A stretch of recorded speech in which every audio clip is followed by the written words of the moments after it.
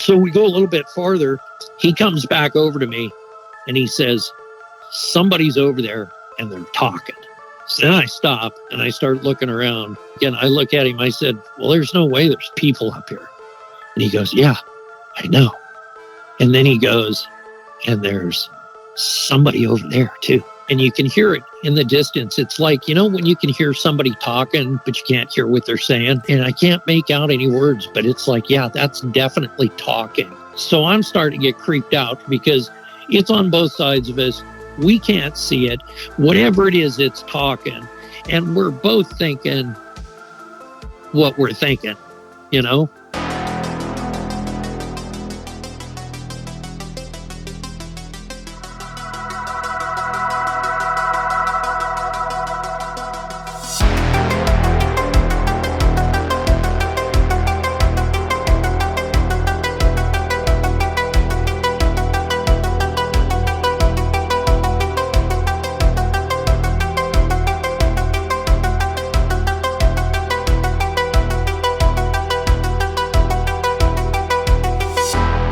This is Bigfoot Crossroads. My name's Matt, and I'd like to welcome James to the show. James, thanks again for joining me, man. We've kind of already gotten started, so I guess just go on and tell me the story that you were about to tell. I guess a good place to start, that's kind of where we were headed, was I live in a little town house kind of on the edge of the city on the north side of a river, the Skagit River, and I'm surrounded by trees, woods. It's just the whole area here is just like immense wilderness with a little town thrown in the middle of it. And so I guess the story that we were heading at was I come out of my house one night, and I'd been smoking fish. I do a lot of fishing in the fall. Yeah. Had caught a bunch of coho, silver salmon in the river, and my smoker had been running 24 hours a day, 7 days a week for, I don't know, maybe a couple weeks at that point. And so I come out my back door, down the stairs, out into the garage, and I'm doing chips, soaking chips for the smoker. I get the chips out, drain them, start swapping. I hear all this noise outside, and I had this crazy neighbor across the street, and he'd get up in the middle of the night, 2:00 in the morning, and chop wood on his front porch, throw the garage door open and sit in there and mess with his car, rev his engine, you know, just all kinds of noise, all kinds of crazy stuff all the time. So I just figured, well, it's my neighbor across the street, you know. And so this noise goes on for a while, and I thought, I got to go out and see what's going on. And I walk out and look down the street at his house, and there's no lights on, garage door is closed, everything. It's just dead quiet down the street. And I thought, oh, that's weird. Where's all that noise coming from? And then I realized, because we're up against the side of this hill, the noise is echoing off the side of the hill and making it sound like it's coming from his house, but it's out in the woods. And I was like, that's just crazy. I mean, it was like, yeah, I thought he was on his porch chopping wood is what I thought. And I thought, oh, I'm going to run inside the house, grab the flashlight. And I've got this big, shaped like the old mag flashlights, you know, big long flash. It's LED, and it's super, super bright. And so I grab the flashlight, go out, and I start shining it around in the woods, trying to figure out where this noise is coming from. And I see this pair of eyes looking at me, and they're staring straight at me, and then they kind of dip down and turn to look away. And I thought, well, that's kind of weird because, you know, I see elk, bears, all kinds of stuff out in the woods out there all the time. And these eyes were totally different. And it was two eyes that were looking at me with the light reflecting on them. And as the head dipped down and turned, it was like both eyes kind of disappeared at the same time, where when you're looking at an elk or a deer or something to that effect, you're going to lose visual in the reflection out of one eye, and then you're going to lose the reflection out of the other eye. Right. Because they got, the big head, the eyes around this. So I thought, well, this is like some kind of predator. I turned the light off, the flashlight off, and I wait a second, and I turn it back on, and I look, and it's staring right straight at me again. And I thought, and it did the same thing, kind of dropped his head down and turned. And I thought, oh, I stepped back a little bit, and I look at the house, the bedroom window upstairs is open, and my son's upstairs, and I hollered to him. I said, hey, come out here, and it's the middle of the night on a weekend. I'm hollering. He thinks something's wrong, or something. He comes running down. Well, something kind of was. He comes running down and goes, what's going on? What's going on? I said, hey, look out here.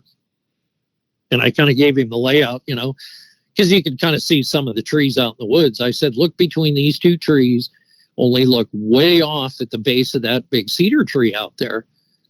I'm going to turn the flashlight on. Tell me what you see. And I turned the flashlight on, and you could see he did it again, pretty much exactly the same thing. He's looking right at us, and drops his head, turns his eyes away. And I turned the flashlight off, and I said, what'd you see? And he says, well, I seen eyes staring at me. And I was like, yeah. And he goes, yeah, they're awfully tall. And so we stood there for a second. I turned the lights back on again. He's seen it. And then kind of went through the whole thing again. Then my wife comes out the back door, and she kind of, what are you guys doing? What are you guys doing? And I told her about it. Nate's all excited, my son, he's all excited and stuff. And she goes, well, are you going to go out there and see what it is? And I said, no. Wait until morning, because it's like when animals, when you look at their eyes and you get the light reflecting off of them, they're usually a blue-green. Mm-hmm. And I mean, I've hunted my whole life, and living up here and stuff, I've hunted pretty much every animal on the continent that people hunt, except for moose. I've never gone up to Canada and hunted moose. But seeing the eyes, they always give off this green blue tint to them, and these, they were totally different. Looking at the eyes that were reflecting back at first they had this real funny reflection to them that I'm going to equate to a brown red color. Okay. It's kind of an orange brown red color, not the color of any eyes that I've ever seen on anything. Right. Right outside my back door. But we've had other, I went out the next day. I'll keep going with that story before I change focus. We go out the next day, and we walk out there and look around, and can't find any elk prints. I can't find any deer prints, nothing. Can't find any footprints or anything. The only thing that we could find was a log that was kind of nearby, and it had some moss knocked off of it, like something had stepped over the top or stepped on it or something. But I reached up to the branch that the eyes were looking over the top of, and didn't quite have to fully extend my arm, but reached up and put my hand on that branch. And I mean, I'm not a big, tall guy. I'm 5'9". And so reaching up, I'm going to say it was looking over a branch that was 6.5, 7 feet high. I mean, that's pretty up there. Yeah. We've had things moving through the woods behind the house where I've never seen them before, but the dogs freak out, and the dogs all around. It's like when there's something around, they do the bark, like, there's a bear, whatever out in the woods, and they'll bark at it and stuff. Well, from the end of the valley where we're at, kind of where we live at, there's dogs all around up across the top of the hill and stuff at different houses. And one night the dogs started barking. They were doing this whimpery bark, like they were scared. It was a totally different bark. And it kind of traveled along. It's like these dogs over here start barking, and then these dogs are over here, and then it kind of traveled along. And that happens a few times here and there, which is kind of odd, at the house. That's pretty funny. That's actually one of the first conversations I remember having with the Browns, which you interviewed with. You know them, we're mutual friends. Was we were talking about mapping their movements around their property based on the dogs barking, because like you're talking about, as they'll travel through the area, the first set of dogs that they run across will start barking, then the next, and so on and so forth. And you can kind of tell at least the direction that they're moving by the reaction of the dogs. Right. Yeah. Have you noticed anything like missing around your property? Do they take anything or go through trash cans or anything like that? No, I don't think so. They might have, we really don't have a problem with trash cans or anything with any of the animals, even the bears. There's only been 1 year that we really had problems with the trash cans with the bears even. But it's not just around the house. I mean, that's just that's the story that was the closest to my house. Right. But yeah, I mean, people around here, they don't really talk about it, but there's several people. We've got a guy in town that used to be kind of a Bigfoot chaser kind of guy. And I think he still takes reports once in a while. I told him that story years ago. I told him that story when it happened. I don't know. That one wasn't that long ago. I guess it was probably 5, maybe 6 years ago. So when did this whole Bigfoot thing really start for you? I guess as a kid running around in the woods and stuff, I grew up more down towards the city and moved around quite a bit as a kid. So I'd stay with my grandparents and stuff off and on. Most of the summers were spent with my grandparents.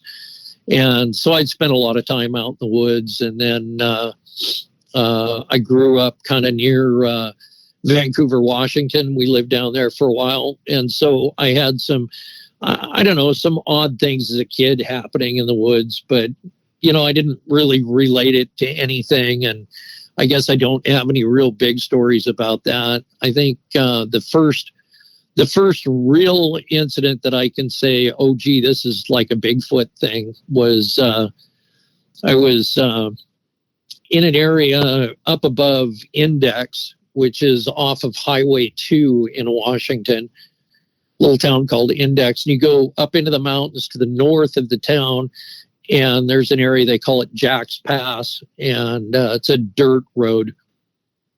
And you cut off on one of the spur roads, and you go up that road, and there's this really neat waterfall. I think they call it Deer Falls or Deer Creek Falls or something. I can't remember the name of it. This would have been back early 90s. And I went out black powder hunting. Most things happen, seems to be when I'm out hunting. And with a couple of buddies of mine, this was probably early 90s. So we drove in, hiked down to this spot, went hunting for the day, out and about and all of that. And came back, set up a little camp, more like a cowboy camp, no tents or anything, just kind of set up and spent the night by this waterfall. And in the morning, when it started getting light out, the sun's hitting the hillside, these rocks start falling off the hillside. And, we just kind of attributed it to, like you get the frost and heating up and the expansion of the rocks and all of that. Rocks are falling off the hillside. So we kind of blew it off. And so we're sitting there making coffee, cooking breakfast, kind of bantering around with each other, the typical guy stuff in the morning. And these rocks keep coming down the hillside. And then all of a sudden, one splashes in the middle of the pool at the bottom of the waterfall. And it's like, we all kind of look at each other. And then we sit there, and then we're quiet. We're sitting there watching. And right out of the wood line comes one. It's probably the size of a large grapefruit. Comes flying out of the wood line, clears everything, and splashes into the water again. And then we're all like, and kind of freaking out. One of my buddies was like, "Oh, it's Bigfoot," Yeah. And so, I mean, we all kind of came to that consensus. We didn't see anything. There weren't any roars. There was no crazy banging bushes, breaking trees, no nothing. Probably, I think maybe 3-4 more rocks came out. And then we just decided, well, we're probably not going to go hunting today. I mean, because realistically, I mean, we all had handguns with us and stuff too, but I mean, our hunting equipment were black powder rifles. And I wasn't going to go out in the woods running around with black powder rifles with something that was throwing rocks that big off the hill. I mean, whenever you're faced with that situation, I think the most logical conclusion to reach is it's time to retreat. Yeah. That ain't people. And if it is for some reason people, they're clearly, if they're throwing rocks at a group of armed men, then you probably don't want to tangle with them anyway. Yeah, probably not. I mean, by that point, I mean, I served in the Army for 30 years. And at that point, I'd been in the Army for 10, probably 12 years. And I'd come back home, whenever I'd have leave or I'd, have some kind of break or something. And I'd come home, go hunting. And then since I retired, I've had a lot of my buddies coming up here, and they come up and we go hunting or go fishing or go do something, because they like the quiet, the being away from the city, all the stuff, some downtime, some real relaxing downtime. And we've got some pretty nice lakes up here. And so I've got a couple of jet skis. We go up jet skiing, play on the boats, go fishing, camp out, do, depending on whatever time of year it is, so it's kind of like a chill spot, vacation place to unwind for some of my buddies, And until grapefruit sized rocks start getting thrown at you. Yeah. That was that's got to be about 60 miles, maybe give or take, south of where I'm at here.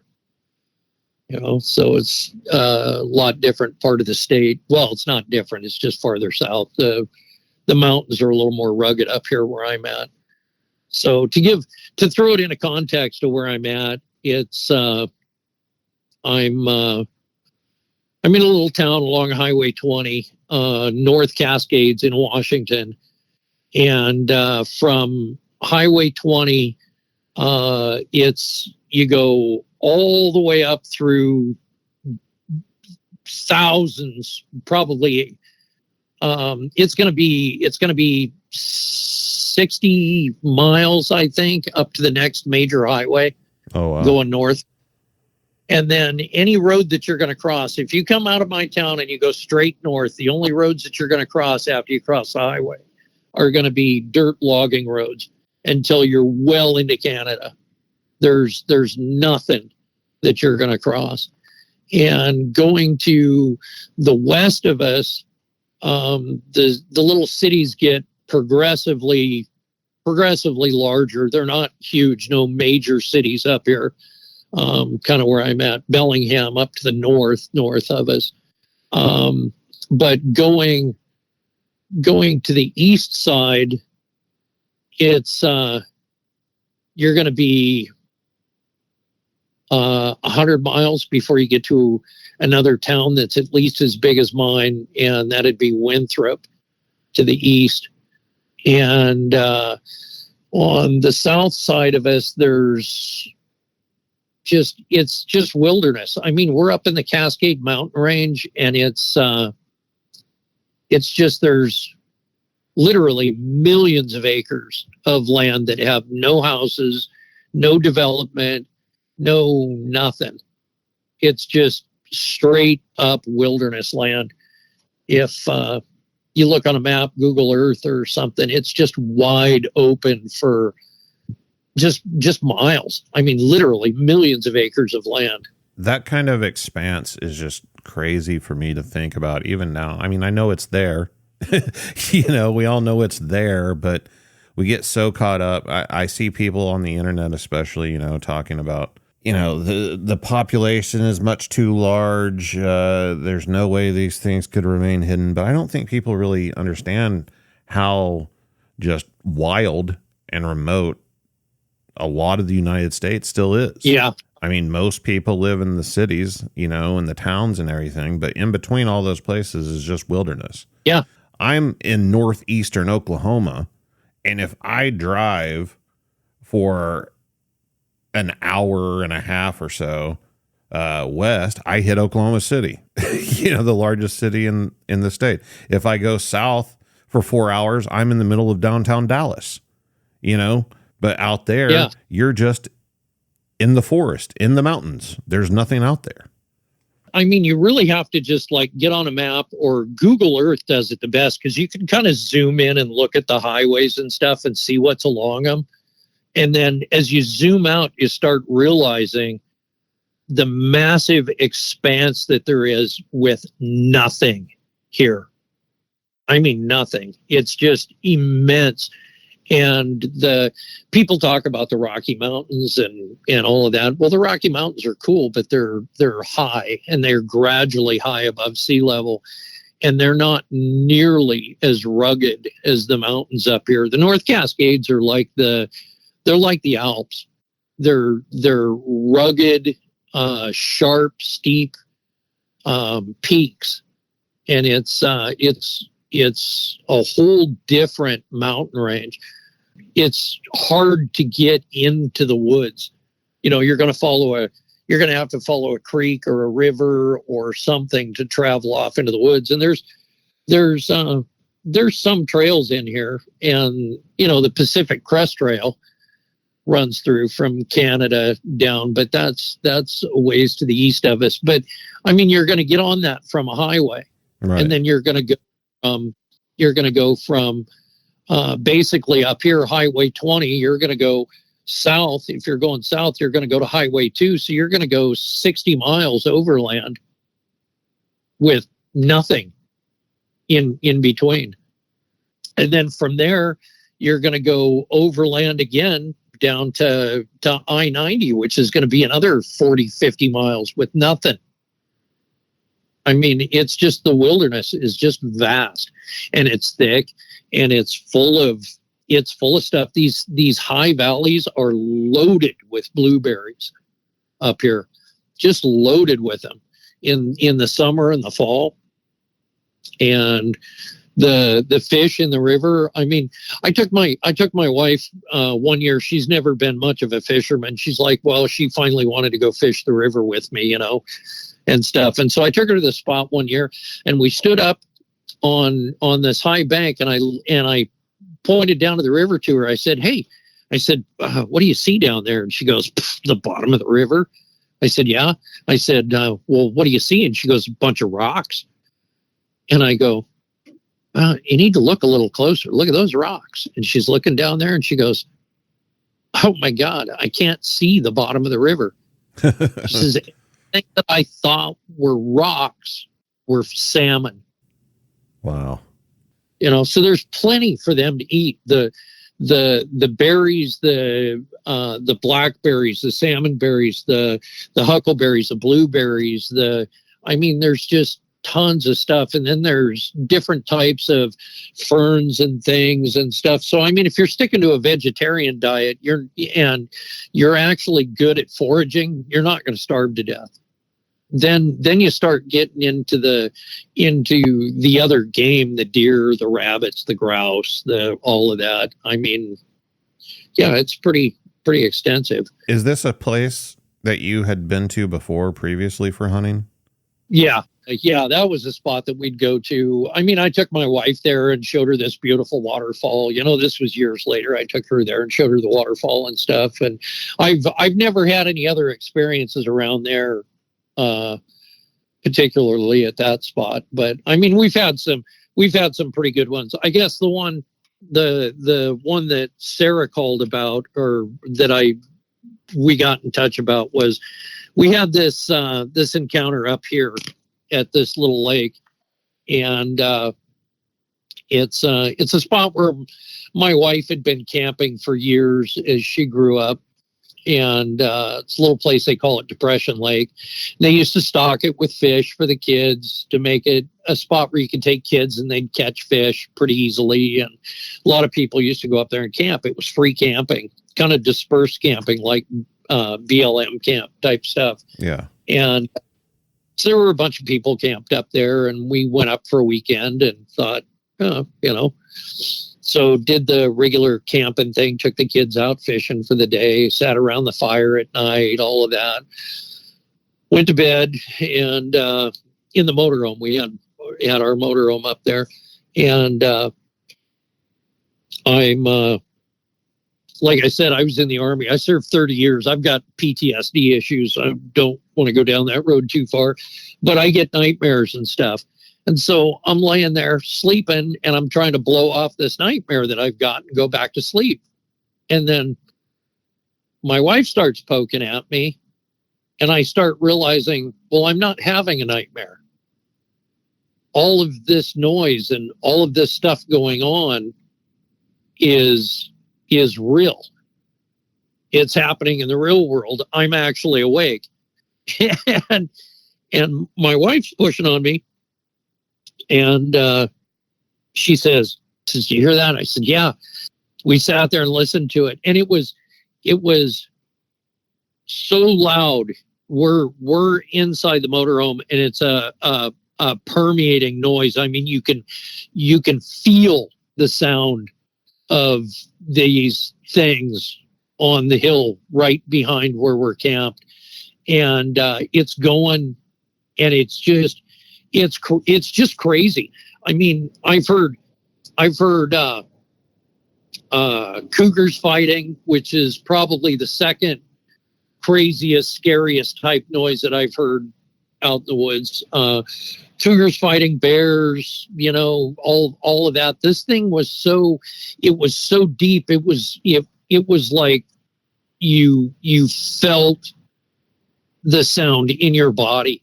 And it's like all my hairs started standing up, and I was just like, couldn't place the noise to any kind of, and it was angry, loud, violent, just overwhelming. And my wife, that's when my wife says, it stopped. And as it stopped, all the coyotes, there's all kinds of coyotes were going off and stuff. And that's when my wife says to me, we don't belong here. We got to go. And I said to her, and I'm being the consummate smartass that I am. I mean, it's just stop. I looked at her and I said, "All right, honey." I said, "I'll start the motorhome, and you run outside and grab the lawn chairs."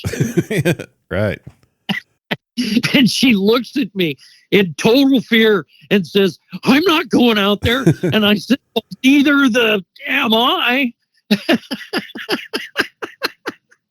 And so we didn't go out, but there's all these other campers out there, and they start, lights are coming on, cars, trucks are starting up.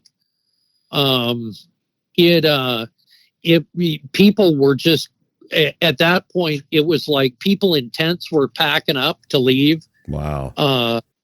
It was crazy. By probably, and this was probably 3 o'clock in the morning. By 7 o'clock in the morning, there were us, another guy in a camper with his 3 dogs, and then on the other end of the campground, there was a gal who'd camped in a tent with her 3 kids.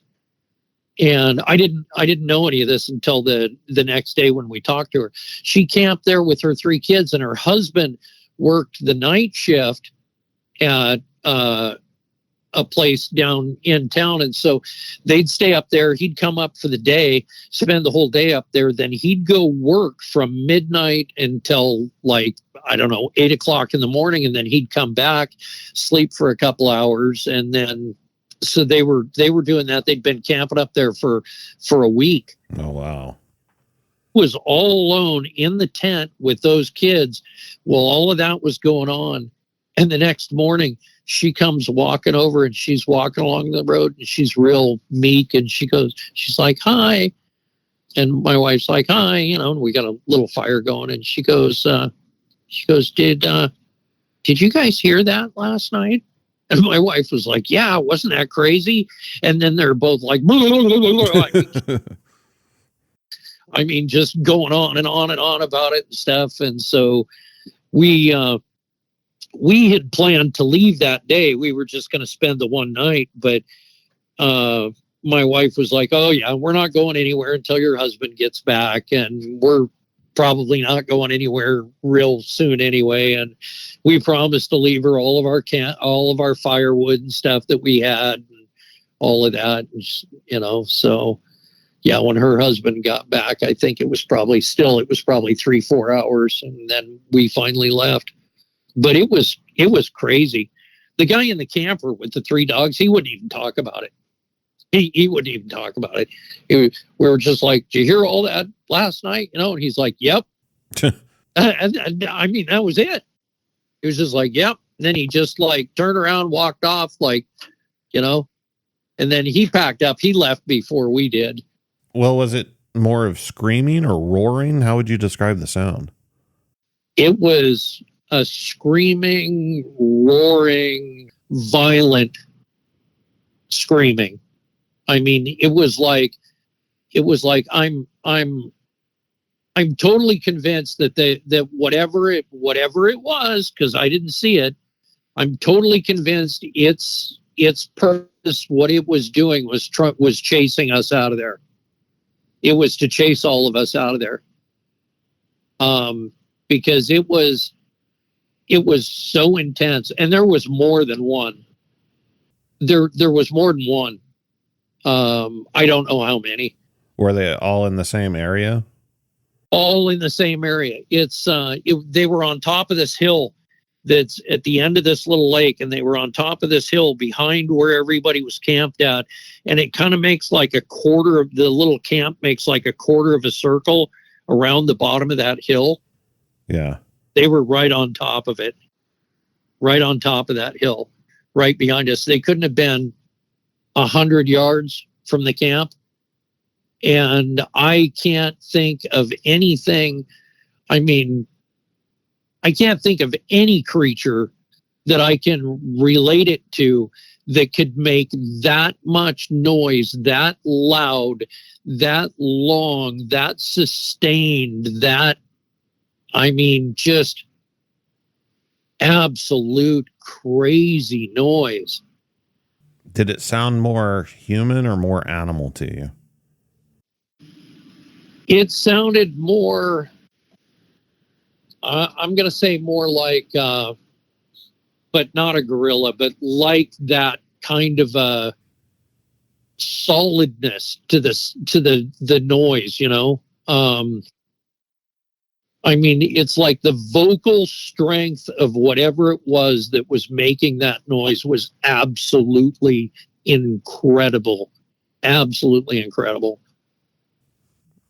I mean, whenever it comes to people, anytime we scream or shout or get loud, it's a very quick duration. and what you heard was much more sustained than that. Oh yeah. I mean, it was boy, some of those haulers, I'm going to say, went on for 20 seconds. Oh wow. Loud. I mean, loud, but it was more like, it was like there had to have been multiples of them, because they were because you could hear the overlays in the sounds. It wasn't like one of them just stood up and did some kind of, and then another one did it or something. Right. It was like, it sounded like they were fighting each other, kind of, where it was, one was making some big, violent, loud scream, and another one had joined in right over the top of it, and another one in there, and I mean, it just kept going back and forth and back and forth. I mean, it was just crazy. Once you kind of woke up and realized what was going on and had time to process everything, did you instantly think that's Bigfoot? Oh yeah. Yeah, I totally agreed with my wife. It was monsters. We don't belong here. Yeah. I mean, yeah. I mean, I'm not kidding. I mean, I've done a lot of hunting, and I've heard lots of stuff. I mean, I've been tracked by cougars in the woods. I've heard cougars fighting. I've heard bears fighting. I've heard, I mean, I sit on the back porch, hear the elk scream and rattling antlers, and and it's it was uncomparable. It was uncomparable. Hearing cougars fight. Have you ever heard a recording of two cougars fighting? Yeah, I have. It's scary. It is. I mean, it's okay. That's nothing. I mean, nothing compared to this amount of craziness. Nothing. So we have two different situations here. We have a situation where you're with a couple of armed individuals hunting, and then we have a situation where you're camping with your wife and there's other people camping. In one situation, you have rock throwing, but the rock throwing, it didn't seem like you guys were targeted necessarily. Definitely trying to get your attention, but they weren't throwing the rocks at you, is what I mean by that. But no vocalizations. And then you have this other scenario where no rock throwing that we know of, and just intense vocalizations. I would guess, tell me if you agree or disagree, that both of these scenarios, although completely different, had the same purpose behind them. Right.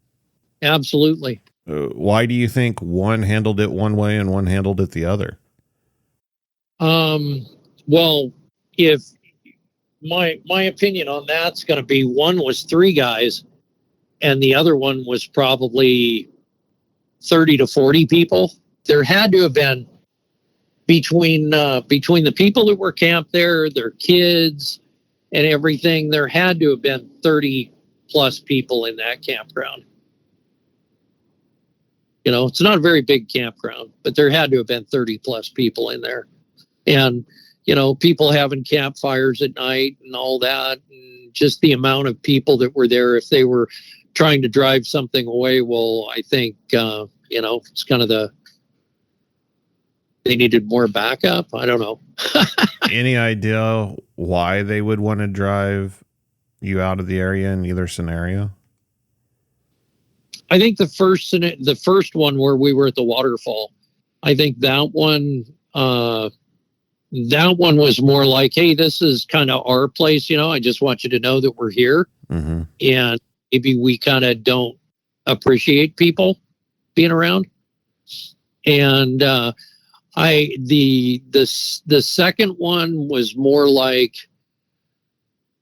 boy, I don't know. Pissed off. Yeah. I mean, it was an angry thing. Now, I'm not sure, it's like I've joked around with the story and this experience a few times. It's like, it's like, hey, Freddie, what do you say you and me and Scotty and we get together and we go down and scare a bunch of campers, you know? Yeah. I mean, you know, or maybe they really were trying to drive us out of there or what. But I mean, yeah, it was, I mean, I've been back to that lake plenty of times since then. It's, you know, I've gone up there and gone fishing since then, though. It's probably been, I think it was, it probably took them 5 years or so, but they closed that campground. Oh, wow. They closed it completely, put big boulders at the end of the road so you can't turn off the main road to even drive down in there. And then the other end of the lake is kind of over by the dam on Baker Lake, and it's got an actual gate put across the other end of the lake so that you can't get in from the other end at all. Huh. Makes you wonder. Yeah. In that first event, whenever you were hunting and they were throwing the rocks and you guys decided to go ahead and leave, anything happen on your way out? Did the rock throwing just instantly stop? No, it pretty much stopped after those few that were thrown after the initial ones that we noticed that went into the pool. I mean, it was kind of obvious that we were going to pack up and leave. I mean, we pretty much just started packing up and leaving. I mean, none of us were going to wander off into the woods that day. You know, I'm not, I guess I'm a little bit fatter than I used to be, but I'm not a big guy, you know? Mm-hmm. And I didn't feel comfortable going off into the woods that day with a black powder rifle. You know, I mean, I just, it wasn't going to happen. You know, after that, and it's not because I saw anything. It's that sense of whatever it is, growing up, hearing Sasquatch stories, all of that, you know, I just didn't feel comfortable going out separated from, you know, I mean, and we had separate spur logging roads area that we were going to go off into different areas, you know, and had it all mapped out how we were going to do it that day and circle back in and, you know, and what we were going to do, the different places that we had picked out that each one of us were going to go. It wasn't like we were going to walk off, you know, 3 guys together walk off, you know, I mean, that's kind of not productive. Interestingly enough, there was, in my younger years, I used to go out and do actual Bigfoot investigations and look for these things. And the area I would go to was a national park, a big campground site. And just south of there was another campground area by a lake that kind of connected to it. It was about 7 miles south of where I was normally at. And this place is called Buckhorn. And I've camped down there before. Nothing happened while I was there.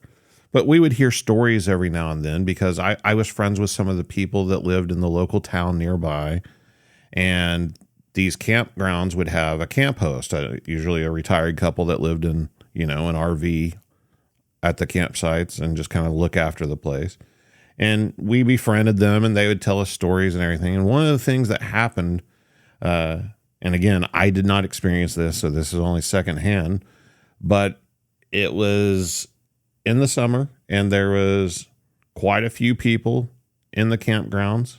I'm not sure how many, but it was, you know, pretty well occupied.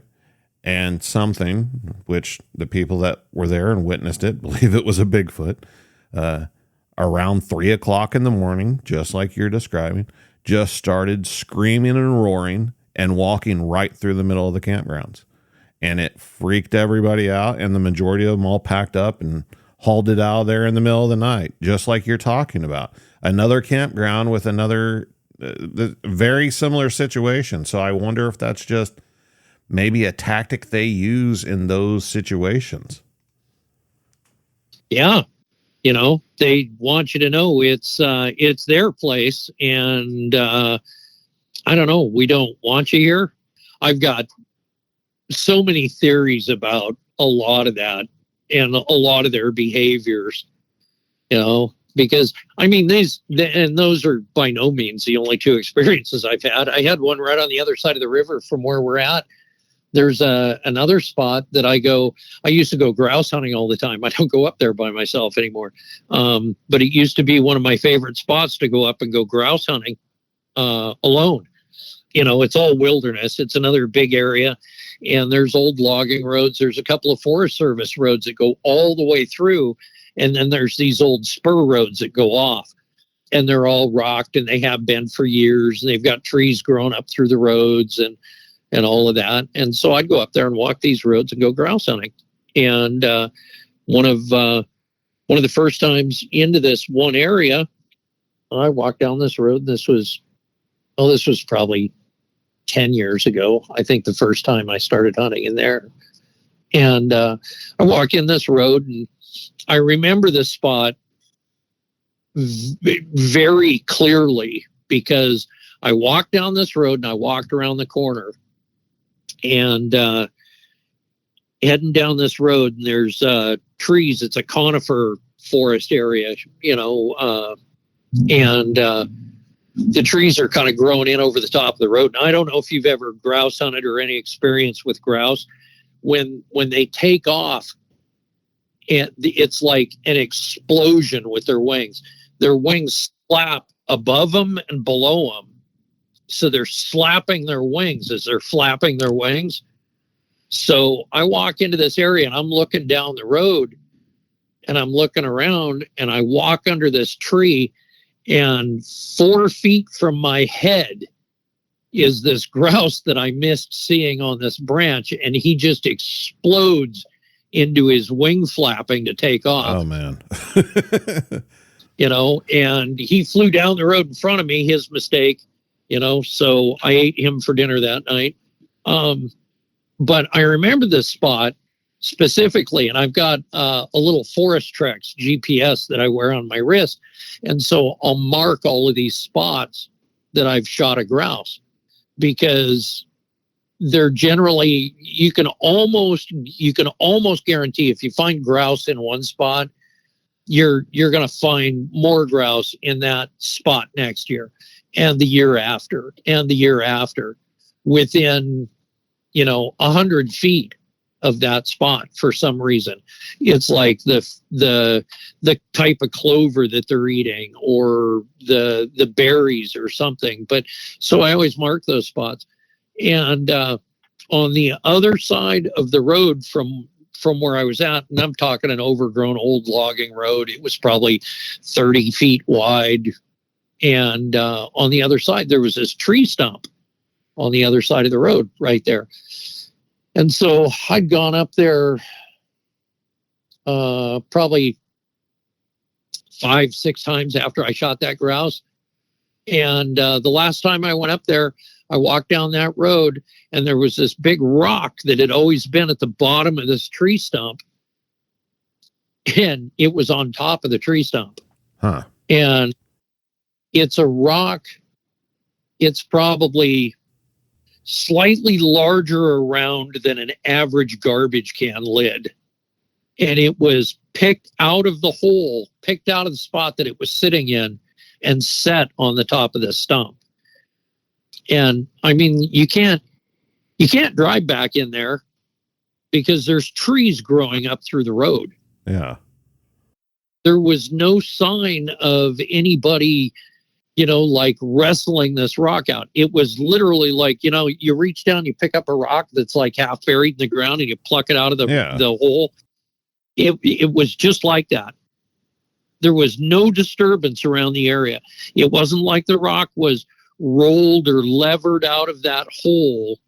It was like somebody plucked that rock out of that hole and stuck it on the top of that tree stump.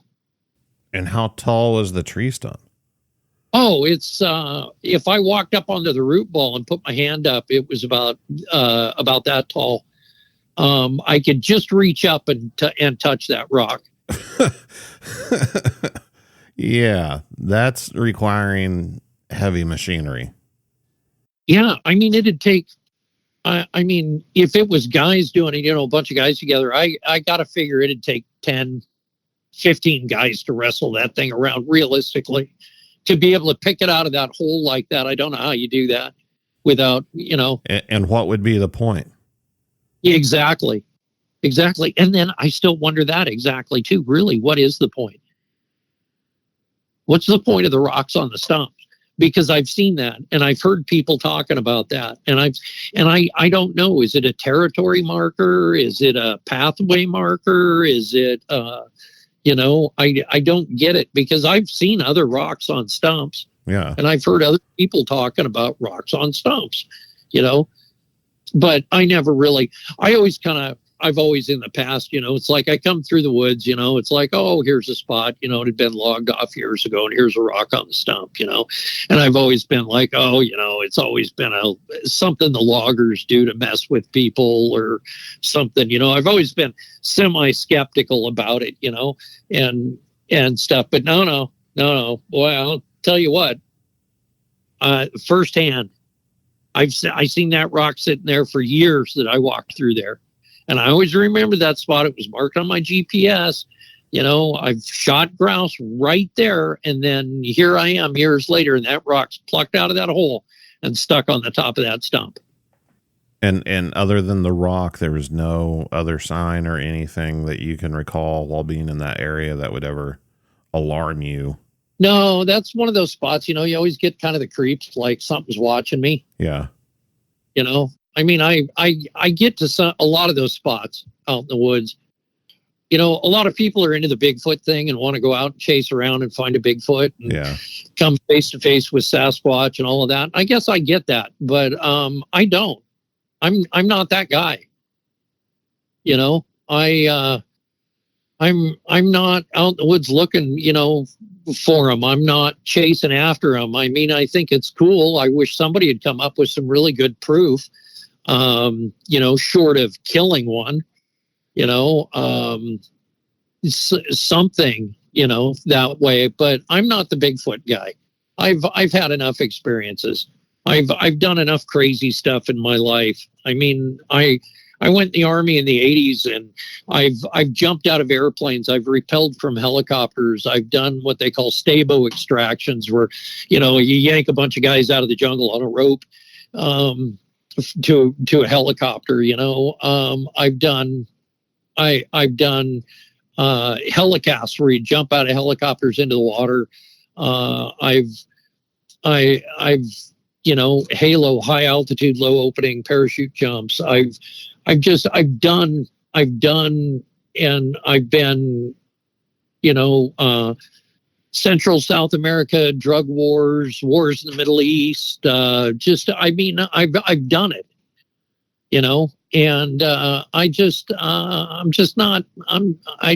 I've got a really uncomfortable story on one of these that I haven't told yet.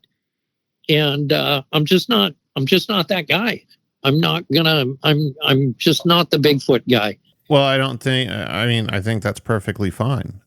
I mean, my own personal story was I was just kind of always interested in the stuff. Just in general, anything unexplained. Bigfoot just happened to be one of the things that I'd read about, growing up and everything, and got curious one night on the internet and looked up Bigfoot and kind of went down the rabbit hole. Found a group of people, here in Oklahoma that was going out and looking, and ended up meeting up with them, and I wanted to go out and, okay, well, let's see if there's anything to this, because the idea of it was really cool to me. But then you get out there and find out that it's not just a myth and there really is something to it. Mm-hmm. And things start to change. And for a person that isn't going down that rabbit hole intentionally and just kind of has the curtain jerked back in front of them, I mean, that can be pretty overwhelming. Yeah. And I think that experience up at the lake with all the campers and everything, that was pretty intense. That was pretty spooky. That sold me 100% on the Bigfoot, 100%. Mm-hmm. I mean, it's just like the rock throwing thing, the other stuff, all of that, all the things that I've seen, little weirdness as a kid, the being watched in the woods, hearing the tree knocking, you know, all of that kind of stuff. I mean, my son and I were in a canoe going along the edge of a lake trolling flies.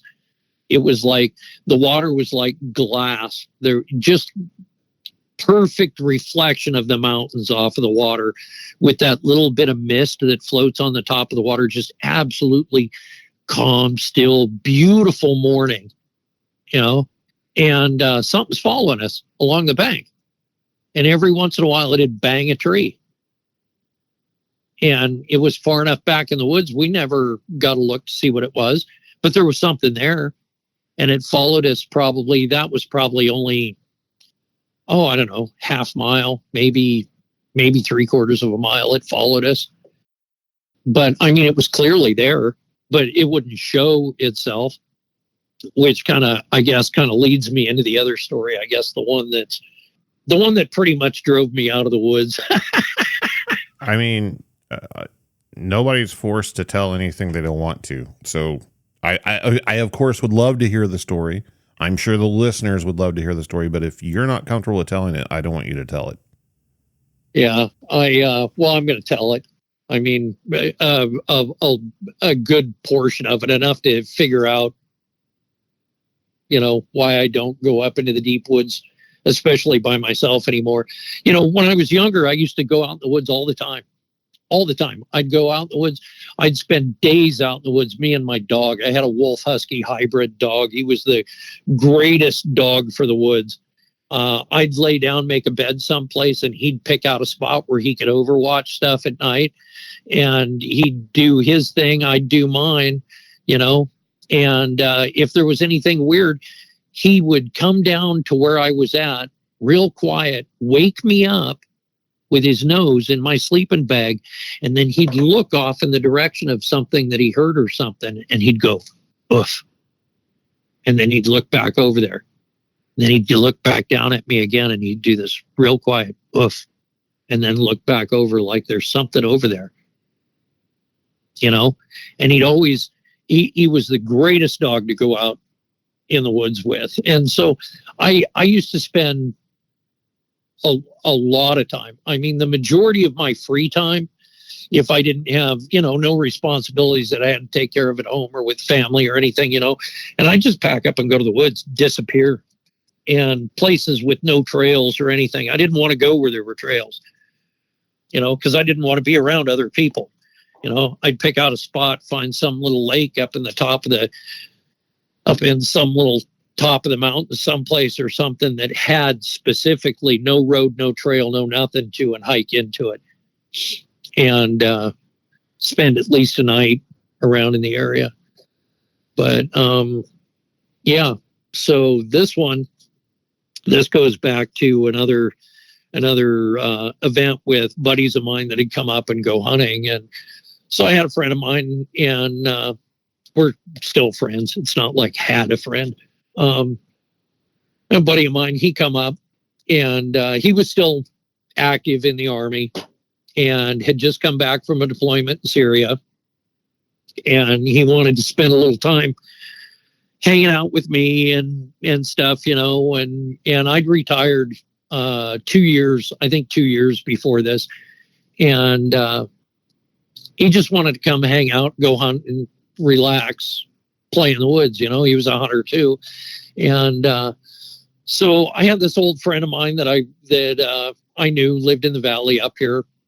And he'd told me, oh, there's a spot, you know, I used to go hunting all the time up here. And I thought, oh yeah, I know that place. I fly fished that little creek, but I'd never gone up that creek. And he's telling me, oh yeah, well, I used to go up there and go hunting all the time. And I always got, you know, my deer that I was after or whatever, you know, and he'd kind of chuckle and stuff, you know. And I've seen the racks that from the deer that he's got up there and stuff. And, you know, so I was like, all right, well, I'm going to check it out. I mean, at this time he was probably 75 pushing 80 years old. He didn't go hunting or anything anymore either, you know, so he was kind of giving up some of his spots to people that he trusted, you know.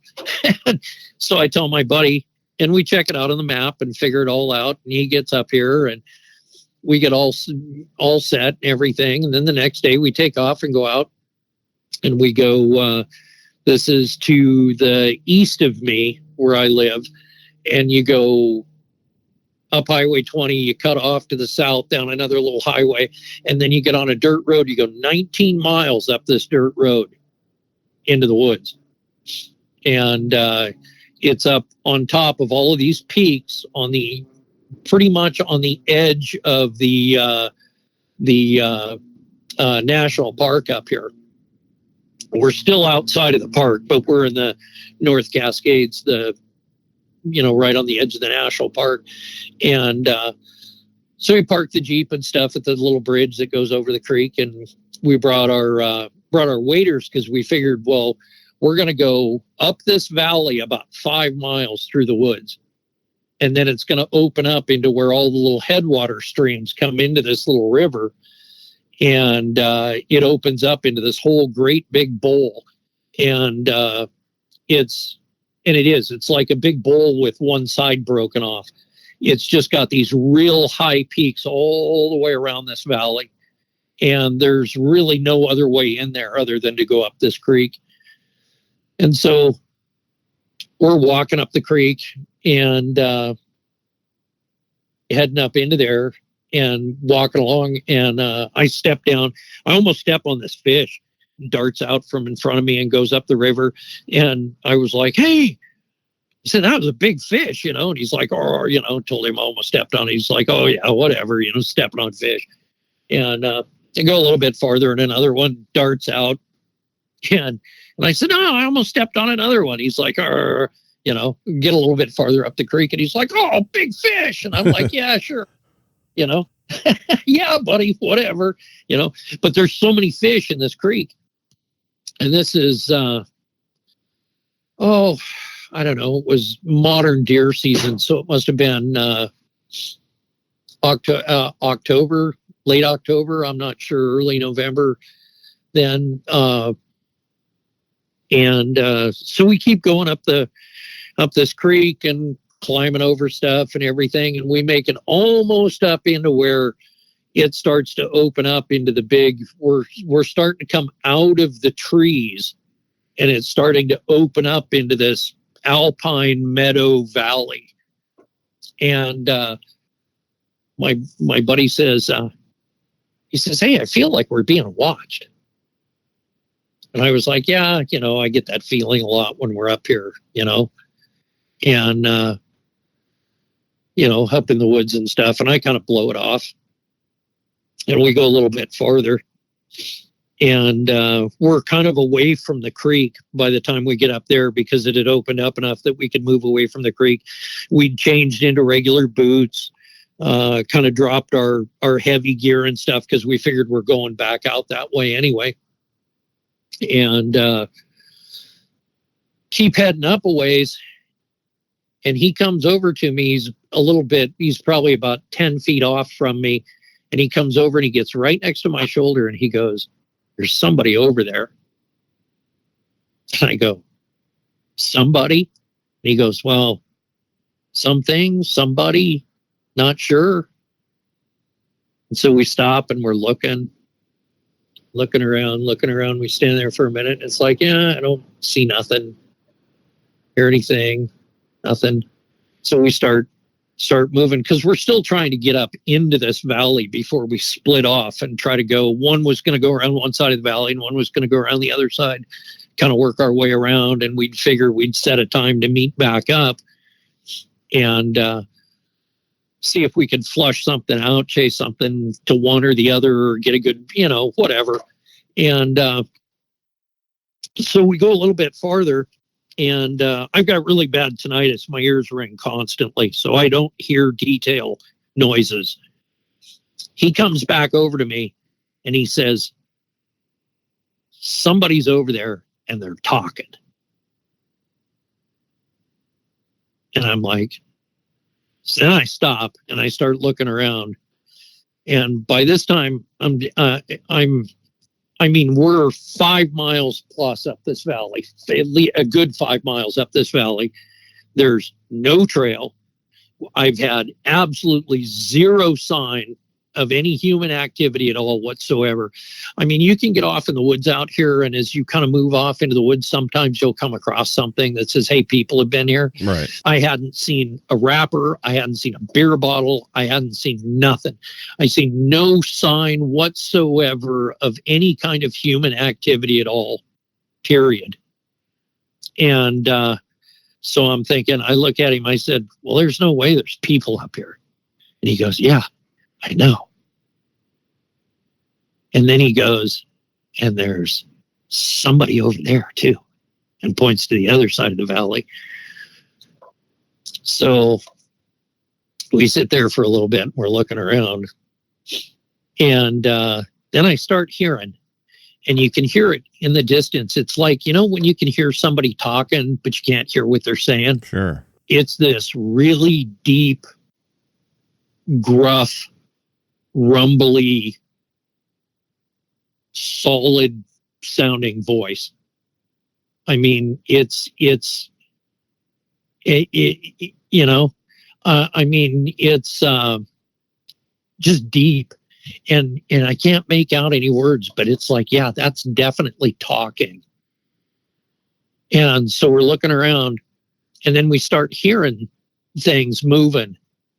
And I couldn't see anything because they're up in the edge of the bushes. And it's like, it's that whole thing where it's like, it's right at the edge of where you can't see it, but you can tell where it's at, you know? And it's heavy movement. I mean, it's heavy movement, like bear heavy movement. And so I'm starting to get creeped out because it's on both sides of us. We can't see it. Whatever it is, it's talking. And we're both thinking what we're thinking, you know? Yeah. And so we decided, looking in the valley up where we're at, we're going to move into an area where it's full of blueberry bushes that are about 4 feet tall. And you can walk through them. You know, and it's like we're both kind of old school when it comes to hunting stuff. And because we've done so much stuff that way, it's like I've got a brand of hunting gear that's made by a company called Filson's. It's old world oilskin stuff. So it's real, they call it tin cloth. So it's real heavy, snag resistant canvas. And so you can walk through the thickest, nastiest, craziest briars and you don't get stuck. You just walk through it. It's not like modern material where it hangs up on everything. So you can move through the bushes real freely, real easy. But I'm thinking we're moving up into this area where I'm just going to be maybe head above the bushes. And I'm not comfortable walking out into this valley where I can see over the top of everything, but everything can move underneath the bushes. Even though I can see the bushes, I can't see really what's in the bushes 10 feet in front of me. Yeah. You know, and we've got at least 3 things that are big that are in that valley with us that aren't showing themselves, but are talking with each other. I would assume that they would be aware that you guys are there. Oh, I'm 100% convinced. So your training, both of yours training would dictate that this is not a good situation. Yeah, we're on the low ground. They've got the high ground on both sides of us. There's 3 of them. There's 2 of us. They clearly can move faster than we can and have proven that already. Mostly moving fairly silently, but at a couple of spots, they started, well, and this is when they started making the noise. No hollering, no, nothing like that. No verbalization towards us at all. I swear they were talking to each other, but they would charge through the bushes, and it was so fast, and they weren't coming towards us. Now, a bear will do a false charge or even charge right at you. Mm-hmm. I mean, but they'll do a false charge where they charge at you to scare you, and then they back off to see what you're going to do. But these things weren't doing that. They were charging in flanking moves, like they were maneuvering on us, flanking us, and it was like they were trying to prove to us. Now, we each had rifles. We were armed, and I was carrying a 45 Colt pistol with plus Ps, and my buddy was carrying his 45 Magnum or 44 Magnum, and rifles.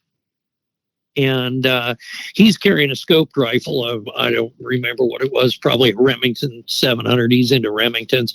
And I was carrying an old Winchester 94 30-30 caliber. And so, I mean, we're armed.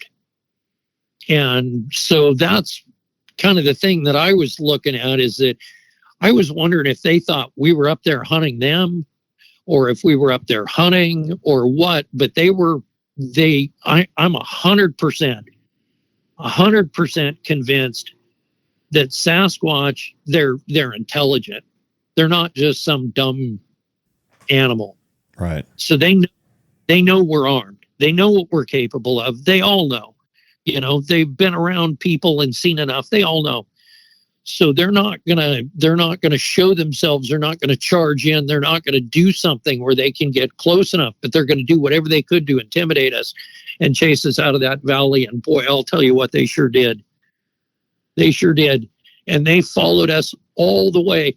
We were coming back out of that valley and going down, and moving down. We went back, got our packs, everything, and it just killed me, because my buddy had a rifle with a scope on it, and I don't know, hunters hunting. I don't care what you do. It's not the thing to go scope in the woods with a rifle.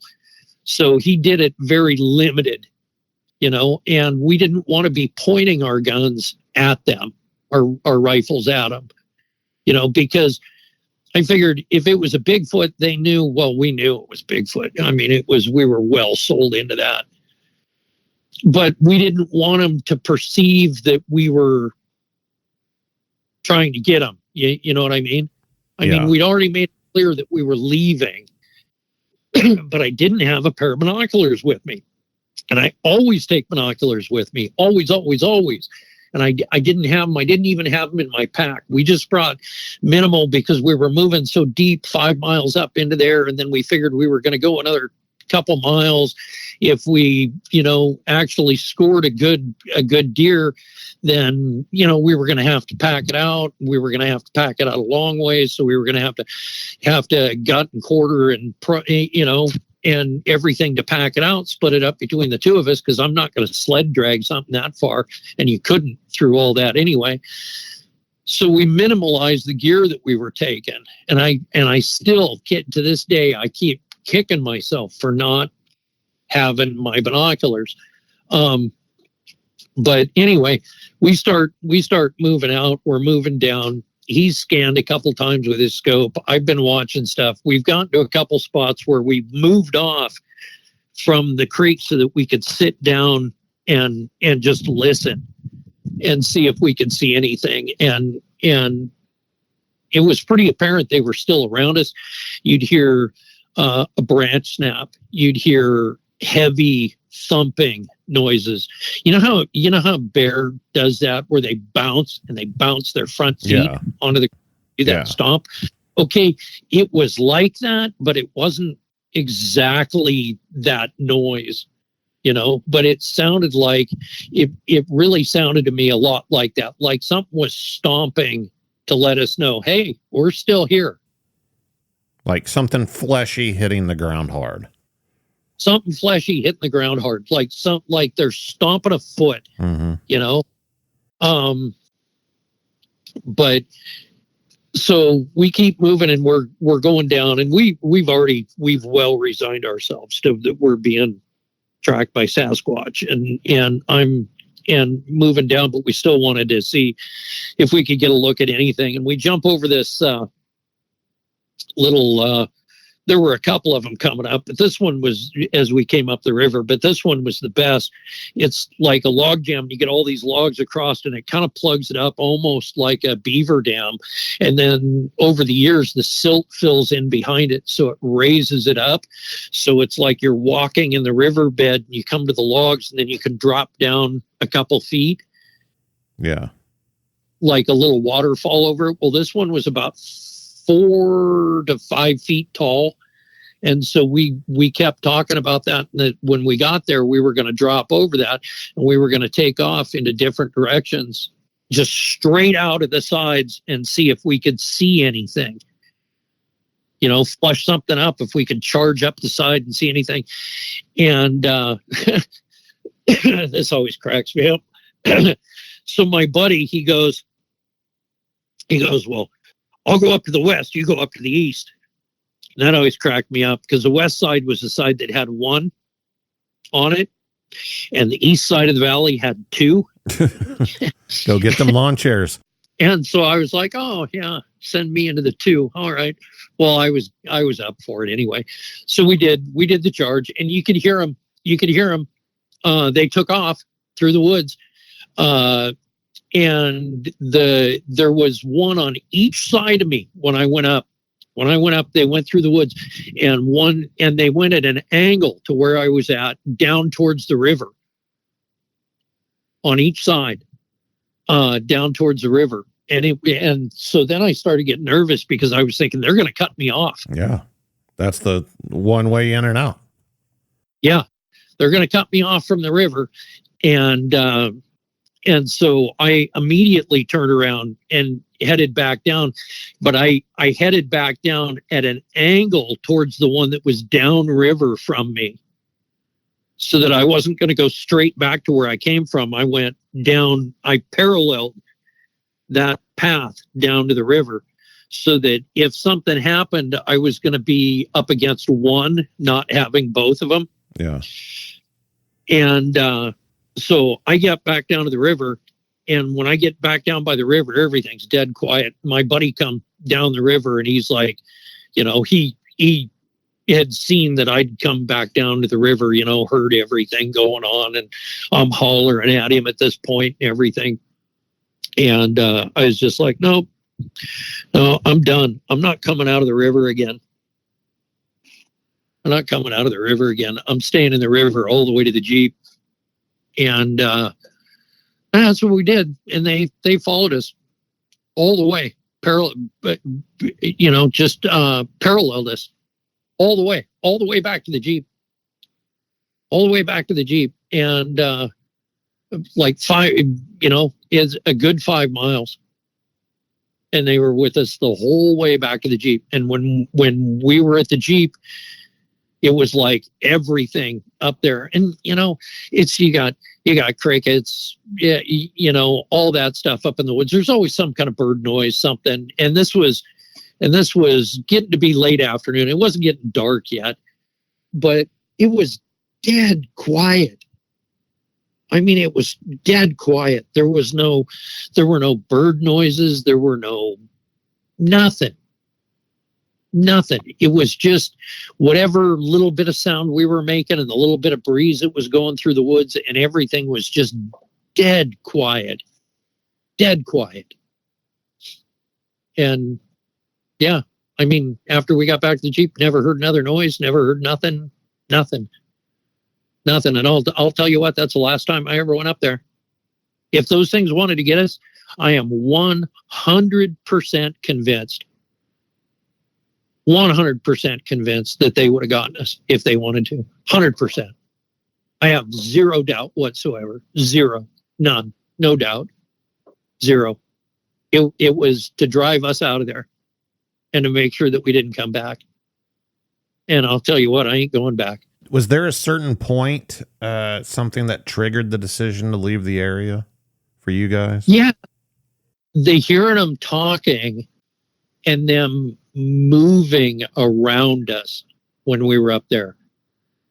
It was the fact that It was how fast they were moving, and the fact that they were moving around us.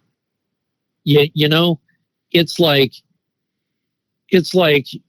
I felt like the dog with the wolf, the sheepdog and the wolf circling around me. Yeah. You know, I mean, that was the feeling.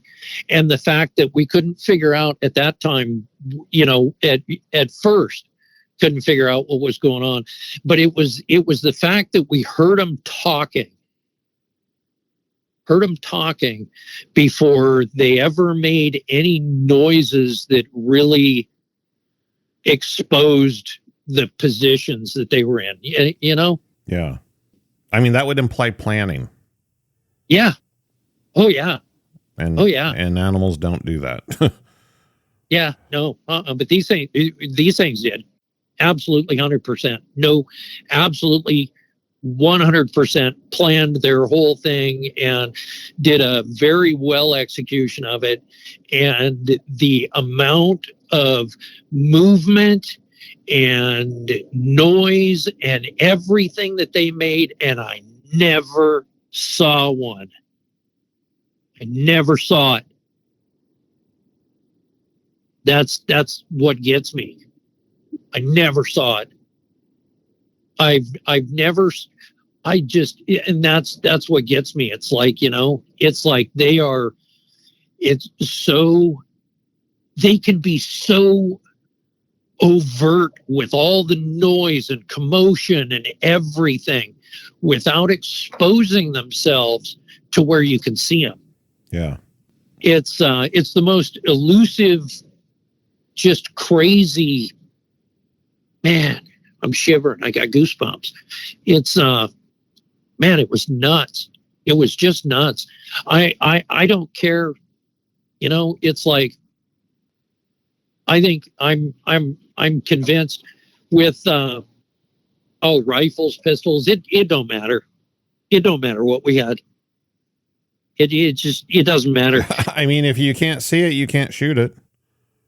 Yeah, but I mean, I think they could have maneuvered on us and gotten one of us a couple of times when we were separated. They could have gotten one of us. Hell, they could have maneuvered on the two of us together, I think, and gotten us when we were together without us being able to. I don't know. Maybe we might have shot one, but I don't know. I mean, obviously, you don't have to go too far into this, but with your military background and training and everything, you know, you mentioned some of the things that you are involved in. Is there anything in your training or anything that you faced in adversaries that you can compare like their movements and strategy to? Nothing. Well, their strategies are, I mean, as far as the maneuvering and being able to get angles on us and everything, I can equate that to stuff that we did, maneuvering, combat maneuvering and stuff that way. But as far as staying hidden and all of that, I mean, it was like going up against one of the most skilled opponents that I would have ever faced in any situation that way at all whatsoever. I mean, if it would have been an armed conflict, I wouldn't have come out of that up against whatever that was. I never saw them. And they clearly knew where we were every second. And I never saw them. Neither one of us ever saw one. What do you equate that to? Just their ability to blend in or just their speed? How do you think they can pull that off? Because I've been in situations myself where there would be, there was this one situation in particular down in Texas, as a matter of fact, where we're in a very remote area and we're on this old oil road is what they're called. And on one side of the road is some sort of like, down in Texas, there'll be these expanses of thousands of acres where they have like exotic game hunting and deer hunting and stuff. And they build these huge perimeter fences around where the game can't get out. And so that's on one side of this. On the other side is just woods, thick woods. And there was something, man, that this thing, it sounded like a bull coming through the woods.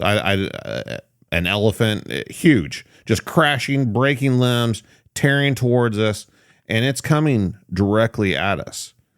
There's a large cedar tree between the edge of the road where we're at, and there's maybe 5 or 6 of us there, and this thing's on the opposite side of the cedar tree, and it charges right up to the opposite side of that cedar tree. This cedar tree might have been 8 feet in diameter. We kind of form a semicircle around it, start moving around as much as we could on the edges, trying to see this thing. We've got flashlights out and everything. Nothing. Couldn't see a single thing. Never heard anything walk off. Yeah. And it's just like, how does something that big just move around like that, just effortlessly? Yeah. Well, I've watched cougars walk behind a tree and never come out. Disappear. They just walk behind a tree and they're gone. Yeah. But something that big like that, yeah. Yeah, no, I 100% believe that. And then the talking, also, I only experienced that one time. I think it was a Bigfoot. I don't know. I never saw anything, but I heard 2 individuals talking. Couldn't make out anything they were saying. I would have to assume they know that you can hear them. Yeah. And they just don't care. And they're just talking to one another. And just to be completely honest, I mean, that situation to me sounds terrifying. I've heard a lot of Bigfoot stories, but that one is one that I would personally have worried about if I were in your scenario for sure. Yeah. I mean, I'm the smart ass to the end. And I've been shot at, mortars coming in on me, all that kind of stuff. And one of the things, and this is, I had 120 millimeter mortar hit right behind me, and I got wounded from it. Hit, but it was far enough away. My vest took everything. Luckily, all the shrapnel that flew hit from my waist up, and I've got a pretty good chunk of shrapnel that I pulled out of my vest that I kept. But it went off, and I was directly between it and a buddy of mine. And when that hit, all this dust comes flying, and it made like this like you'd see in the cartoons. It made like this cartoon cutout where I'm looking through a tunnel of dust, and it's perfectly clean between me and my buddy. And I looked at him and I said, "Well, you don't see that every day." You know, you sure don't. Yeah. You know, I could not, at any point of this entire situation,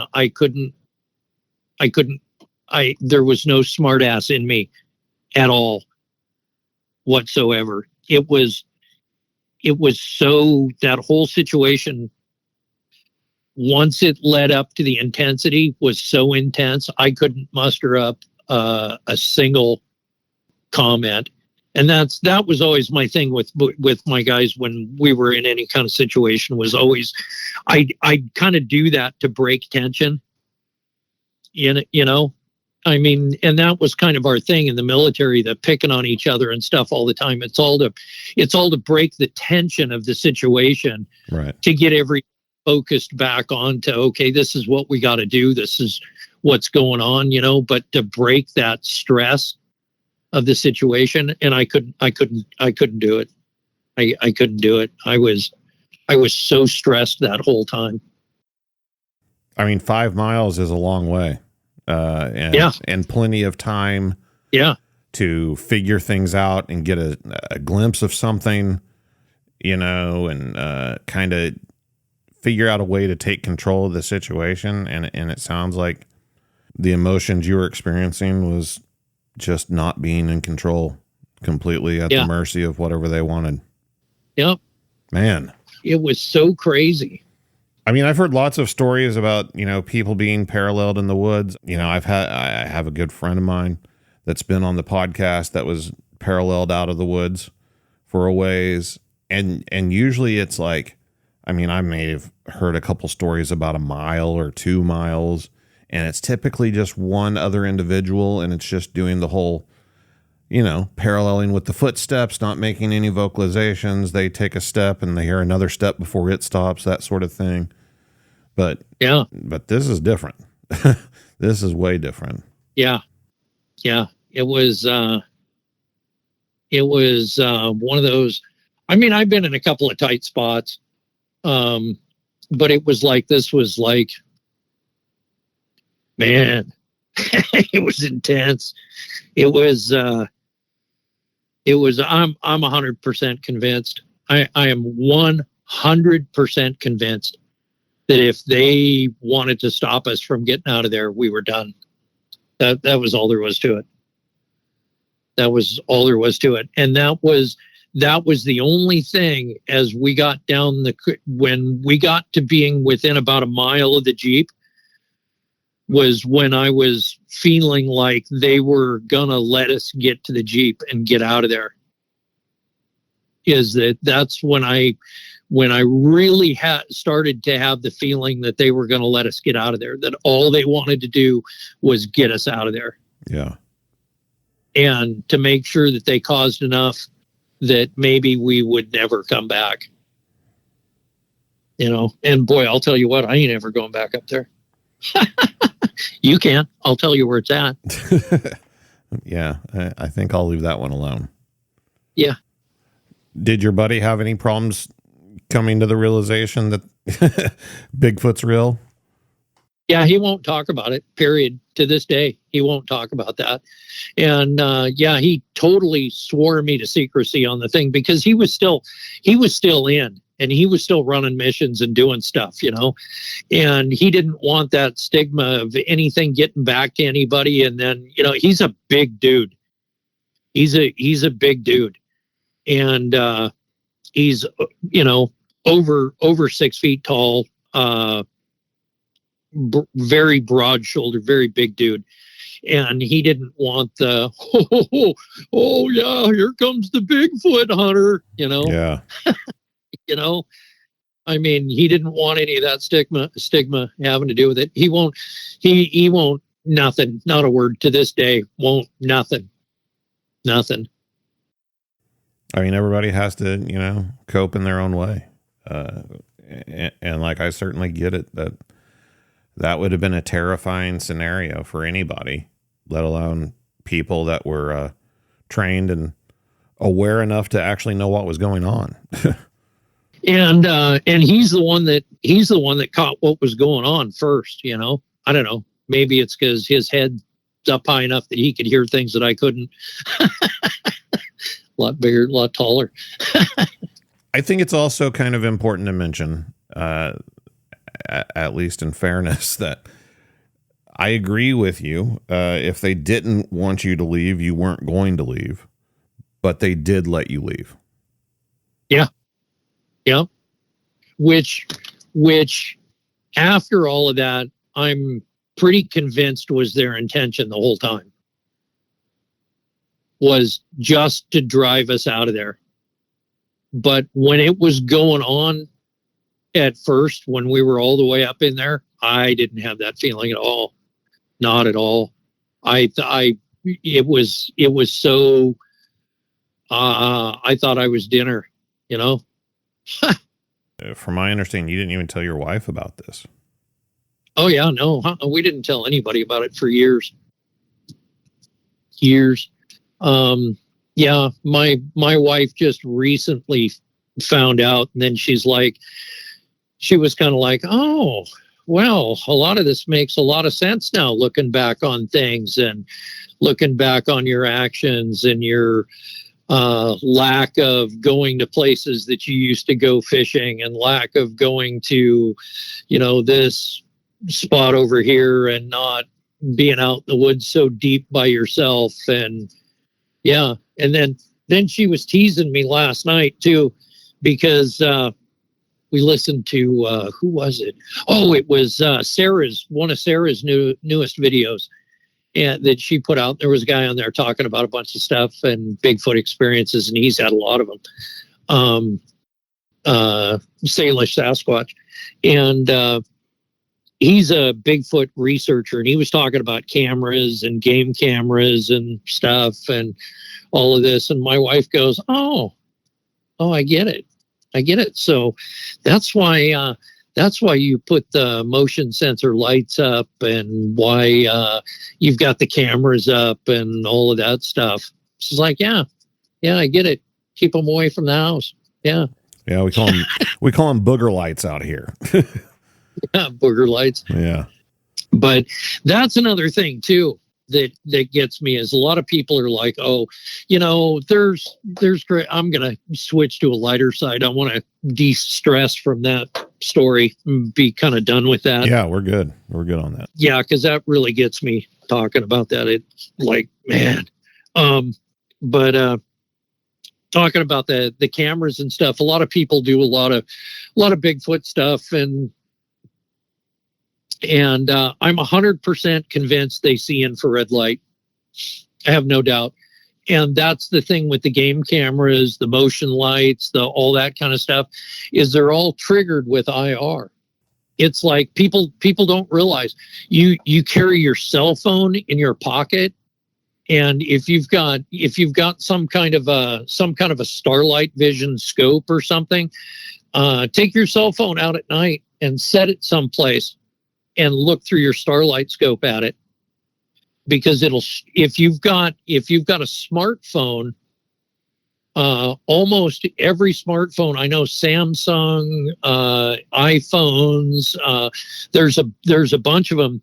Their flashlight does an infrared strobe about every 1 to 3 seconds, depending on the brand.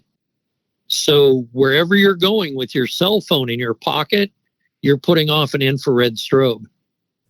So I think with a lot of this modern technology, trail cams, they're triggered by infrared.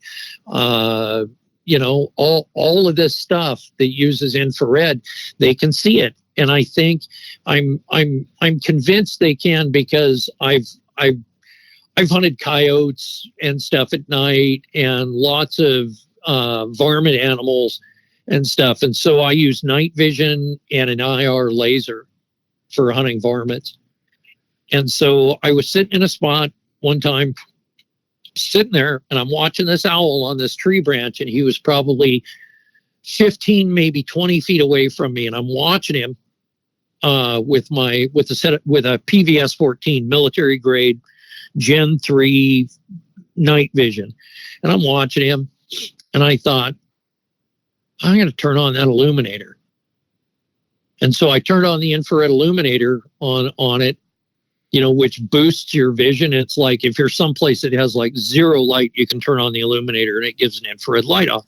Right. So I on, and as soon as I clicked that on, he spun his head around and looked right straight at me. And I thought, wow, I wonder if that was a coincidence or something, if he heard the click or something, Yeah. But I'd been making that he would have. So I shut it off, and he kind of goes back to looking around and looking out across the field, looking back out in the, in the edge of the wood lines and looking around. And I clicked it back on again. He spun his head back around instantly and looked at me. And I turned it off. I sat there, and the third time I turned it on, he spun around, looked at me, and then he flew away. But so that was the first time. And I thought, he sees that infrared light. He can see it straight up. Now, I've shined it around coyotes. I've shined it around bears. I've used possums, raccoons, just all kinds of animals, elk, deer, all kinds of animals, and nothing pays any attention to it. Nothing. The only animal that I've seen that pays attention to that IR light is the owl, or owls. And I just kind of do it all the time now. Is anytime I see an owl, I'll turn my laser on or click the illuminator or something to see what they do. And every single species of owl that I've come across will spin their head around and look right at me. Huh. Instantly. No hesitation. instantly spin around, look at me, and no other animal seems to pay any attention to it at all. And so I'm convinced that the Sasquatch see the infrared. I'm convinced that's what it is. And so they avoid it like the plague because it's a technology that they know that we use, that we're trying to trap them with in some way. Even though it's just a picture, they know it comes from us and that it's a weird thing that permeates the area that we've put something in, and they won't get near it. That could very well be. There's something going on because the way those things, again, at the size that they are and the speed that they move in pitch black conditions, I mean, we couldn't do it. We'd be running into trees and knocking ourselves out left and right, tripping over our own feet. And these things don't seem to have any problem seeing in the dark. No, not at all. And it's like there's so many technologies that way. Your camera on your phone or any digital camera focuses with an infrared beam. It uses that IR to range whatever you're pointing the camera at to do its focus. So you pick up your cell phone, it's using that. That's what gives it the focus, like a rangefinder, like guys use on the golf course or use for shooting or whatever. It uses that infrared laser to range. And so then the camera focuses in on it. So every digital camera, every cell phone, everything like that uses that infrared, emits that infrared. So I don't know. That's my crazy Sasquatch theory thing that I'm pretty well stuck on. Oh, no. I mean, that's a theory that a lot of people have. And there's nothing crazy about it at all. That's one of the problems with this whole thing is once you hit that realization and become a knower and that these things are out there, then you start trying to figure them out and trying to understand why they haven't been discovered and why they're so hard to see and everything else. And it never stops, man. It just never stops. Yeah. You know, and I've got family members that are like, oh, Sasquatch, you know, and they're like, oh, I've spent plenty of time out in the woods and I've hiked and done this and done that. Well, you know, I hear that from so many people, but it's like, you know, you get all these people that are like, oh, you know, I'm the experienced hiker, been out in the woods. No, they're trail walkers. Yeah. They're trail walkers. They find a trail in a guidebook and hike to some little lake on the trail that's like a road through the woods, you know, and it's like, I know several people that around here that, man, they've had things, sightings, stuff, loggers up here that won't talk about stuff. They're like, yeah, seen things. Yeah. Well, you want to know? You know, I mean, people, so many people, there's so many people that are like, oh yeah, Sasquatch is real. Well, have you ever seen anything? Yep. Yeah. And that's it. That's all you're getting out of them. That's all you're getting, you know? But, you know, and then you get the other ones that are just like, you know, it's like my family. I've got several people in my family that are just like, so nah, but they don't live up here. Right. They don't spend the time out in the woods. They don't, you know, Well, James, I appreciate you coming on here and sharing your stories. Oh, you bet, man. Yeah, absolutely. No, it's fun. I'm going to tell you straight up, and I'm not kidding. This is the last time I'm telling that story right there. That's it. I'm, you know, I might tell somebody whatever. I'm not going on any more podcasts. I'm not doing any more interviews, nothing. That's it. You and Sarah got my stories, and that's it. Well, I feel honored, sir. I really do. It's quite an experience that you went through. And, yeah, I'm very appreciative that you were willing to share it with me. Yeah, you bet. You bet. It's just like, you know, it's just people have to share some of their stories that way because they're real and they're out there.